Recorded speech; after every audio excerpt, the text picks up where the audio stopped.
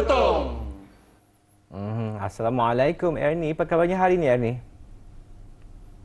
Waalaikumsalam warahmatullahi wabarakatuh. Alhamdulillah, saya dan rakan-rakan petugas pagi ini semuanya dalam keadaan sihat ya. Syukur. Alhamdulillah. Bagaimana Ernie. pula dengan keadaan cuaca bagi daerah Tutong hari ini? Ya, pagi ini alhamdulillah dalam keadaan cerah ya, pastinya memudahkan beberapa acara yang giat dilaksanakan pada pagi ini ya. Kalau kita lihat tadi awal pagi tadi membawa ke pukul 8 pagi tadi sempat juga saya menjenguk sekitar 7.50 lah ya, sempat saya menjenguk banyak sebetulnya penggiat-penggiat sukan, ada yang berbasikal, ada yang berlari dan juga brisk walk. Alhamdulillah, jadi kembali lah kan dengan rutinitas mungkin yang telah pun ditinggalkan semasa bulan Ramadan dan juga bulan Syawal kan hari itu. Ernie, rasanya segala biskut-biskut, kek tapak kuda dan sebagainya, kek batik mungkin banyak lagi lebih kan Ernie daripada raya hari itu Ernie. Bagaimana Ernie?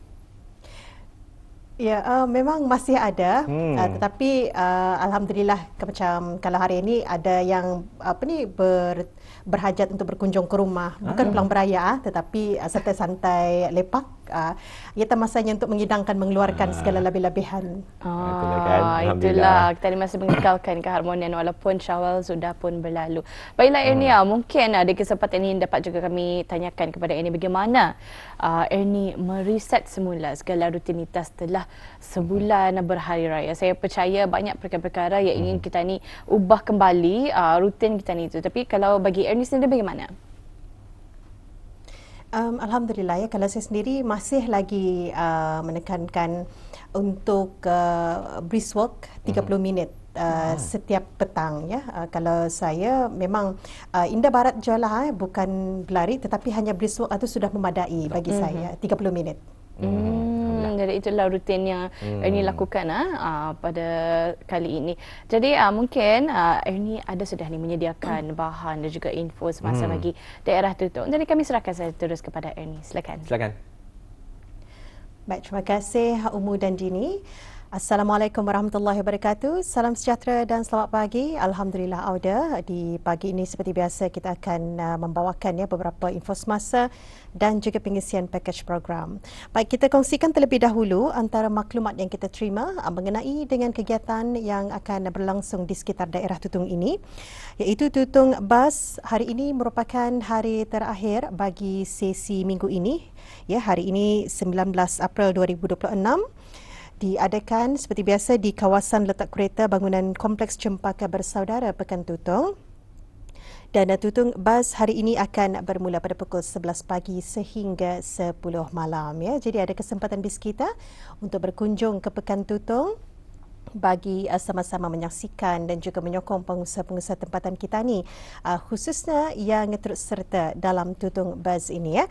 Dan seterusnya kita kongsikan seperti biasa yang sering kita berikan juga sebelum ini mengenai dengan dua bengkel yang dianjurkan oleh Jabatan Belia dan Sukan Cawangan Daerah Tutong, iaitu bengkel ukiran laser yang dijadualkan diadakan pada 25 April 2026, manakala satu lagi bengkel iaitu bengkel asas memanik yang akan diadakan pada 22 dan 23 April 2026. Jadi diharapkan kepada belia-belia yang sudah pun mendaftar untuk mengikuti bengkel ini, jangan lupa untuk hadir ya lebih awal sebelum bengkel tersebut dimulakan, iaitu bermula pada pukul 8 pagi di Pusat Belia Daerah Tutong. Baik, itulah Auda antara maklumat semasa dan seterusnya seperti biasa kita beralih untuk menyaksikan pakej program hari ini. Jadi kita saksikan bersama.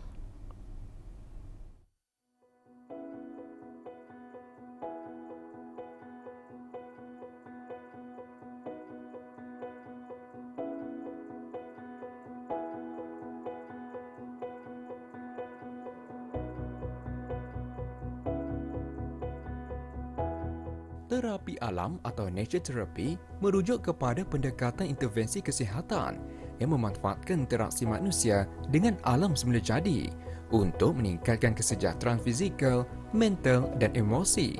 Konsep ini berpandukan prinsip bahawa hubungan manusia dan persekitaran semula jadi bukan sahaja memberi manfaat pada keseluruhan tubuh badan, malahan juga menstimulasi mekanisme fisiologi dan psikologi yang menyokong pemulihan dan pencegahan penyakit. Di samping itu, terapi alam juga selaras dengan pendekatan kesihatan holistik yang menekankan kepentingan keseimbangan antara minda, tubuh dan persekitaran. Bagi pendapat saya, tema terapi alam itu merujuk kepada pendekatan intervensi kesihatan yang memanfaatkan pendedahan terancang kepada persekitaran semula jadi seperti hutan, taman, laut atau landscape hijau yang mana ia bertujuan untuk meningkatkan kesihatan fizikal dan psikologi. Amalan terapi alam ini juga amat membantu dalam meningkatkan kesihatan melalui pengurangan tekanan fisiologi, penambahbaikan mood dan juga fungsi kognitif. Peningkatan aktiviti fizikal serta pengukuhan imun sistem hasil daripada interaksi dengan persekitaran semula jadi. Baik, faedah utama yang dapat kita ini perolehi dari melakukan terapi alam ini tentunya dapat memberi impak positif terhadap kesehatan mental dan fizikal kita ini. Termasuklah pengurangan tahap stres, kebimbangan dan simptom kemurungan melalui kesan daripada persekitaran semula jadi terhadap diri kita ini. Selain itu, terapi alam turut menyumbang kepada pengingatan kesihatan fizikal dengan menggalakkan aktiviti fizikal, menurunkan tekanan darah, menstabilkan kadar denyutan jantung, serta memperkuat fungsi imun. Secara tidak langsung, ianya dapat meningkatkan kualiti hidup kita ini secara menyeluruh. Pelaksanaan terapi alam merangkumi pelbagai bentuk intervensi yang disesuaikan mengikut keperluan individu dan konteks persekitaran. Antaranya ialah forest bathing atau Shinrin-yoku, suatu praktik kesihatan yang dipopularkan oleh negara matahari terbit Jepun yang menekankan pengalaman mendalam di dalam hutan untuk menenangkan minda dan meningkatkan kesejahteraan fisiologi melalui daya penglihatan, bau dan sentuhan. Terapi taman atau horticultural therapy melibatkan aktiviti berkebun dan interaksi dengan tumbuhan sebagai alat terapeutik pemulihan kesihatan mental dan meningkatkan kesejahteraan fizikal, kognitif, sosial dan emosional seseorang. Secara fisiologi, aktiviti hortikultur memberi manfaat melalui pergerakan fizikal sederhana yang membantu meningkatkan kekuatan otot, mobiliti sendi dan keseimbangan. Interaksi dengan tumbuhan dan tanah dapat menurunkan tahap kortisol, mengurangkan tekanan darah dan meningkatkan mood secara keseluruhan. Selain itu, ada juga yang disebut sebagai terapi berasaskan air seperti blue space therapy yang merupakan pendekatan intervensi kesejahteraan psikologi yang memanfaatkan lingkungan seperti laut, sungai, danau dan kawasan pesisir untuk bagi meningkatkan kesihatan mental dan emosi individu.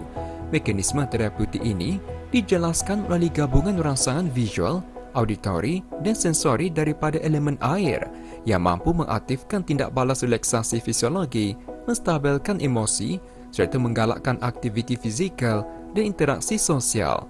Terapi berasaskan air ini dilihat sebagai bentuk sokongan yang berpotensi dalam promosi kesihatan mental dan pencegahan penyakit tidak berjangkit secara holistik dan berasaskan persekitaran. Bagi pendapat saya, dengan membiasakan diri melakukan terapi alam, ia sangat membantu dalam mengurangkan tekanan atau stres, iaitu dengan memberi peluang kepada individu untuk berehat dan menenangkan fikiran melalui pendedahan kepada persekitaran semula jadi seperti hutan, laut, pantai, melihat ladang buah atau ternakan dan sebagainya. Dengan merasa suasana alam yang tenang, ia dapat mengurangkan rasa cemas selain melapangkan fikiran dan membantu tubuh menjadi lebih rileks. Daripada itu, ia dapat meningkatkan keseimbangan emosi serta keupayaan mengurus tekanan harian kita ni. Terapi alam ini secara umumnya amatlah sesuai dilakukan oleh sesiapa pun kerana terapi ini bersifat tidak invasif dan berisiko rendah, namun keberkesanannya boleh berbeza mengikut latar belakang, keperluan dan tahap kesihatan seseorang. Bagi pendapat saya juga, golongan yang mengalami tekanan mental atau gangguan kesihatan ringan adalah lebih sesuai untuk memperolehi manfaat yang lebih ketara daripada terapi seumpama ini. Manakala bagi individu yang barangkali mengalami masalah kesihatan yang serius atau memerlukan pemantauan, adalah lebih baik mendapatkan nasihat doktor profesional terlebih dahulu sebelum mengamalkannya. Mengikut kajian, terapi alam terbukti memiliki kontribusi yang signifikan dalam meningkatkan kesejahteraan fizik, psikologi dan sosial individu. Interaksi dengan lingkungan alam mampu menurunkan stres, memperbaiki suasana hati serta mendukung kesihatan mental dan fizikal secara holistik. Dengan mengintegrasikan terapi alam ke dalam kehidupan sehari-hari, individu tidak hanya memperoleh manfaat kesihatan tetapi juga membangun hubungan yang lebih harmoni dengan alam.